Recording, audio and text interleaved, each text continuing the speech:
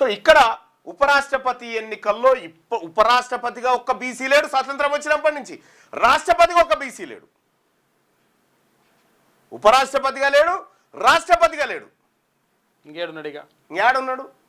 అందుకోసమే బీసీ బిడ్డ ఏం బయటోడు కాదే, మన ద్రవిడ బిడ్డనే కదా, మన తమిళనాడే కదా, మన ద్రవిడ బిడ్డనే కదా, దక్షిణ భారతదేశమే.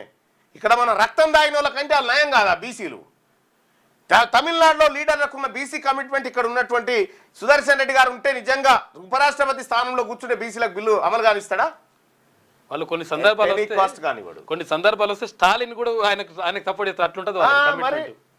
స్టాలిన్ కూడా సపోర్ట్ చేస్తాడు అవసరమైతే సందర్భాలు వస్తే అట్లుంటది. నేనేమంటున్నంటే మా బీసీ అభ్యర్థి మనలో ఇప్పుడు వచ్చిన చైతన్యం అలాగే ఉంటే ఖచ్చితంగా వచ్చి తీరింది.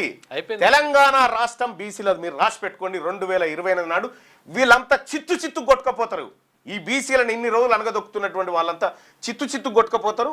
ఆ రోజు దగ్గరలోనే ఉంది, ఆ కథ జరుగుతుంది. ఇక పత్రికలలో మీ అందరికి తెలుసు, మన తెలుగు బిడ్డ, మన ఆత్మగౌరవం, మన రైతు కుటుంబం, అంచెలంచె, ఇవన్నీ డ్రామాలు ఉంటాయి. అసలు విషయం ఇది, మనం బీసీల వైపు.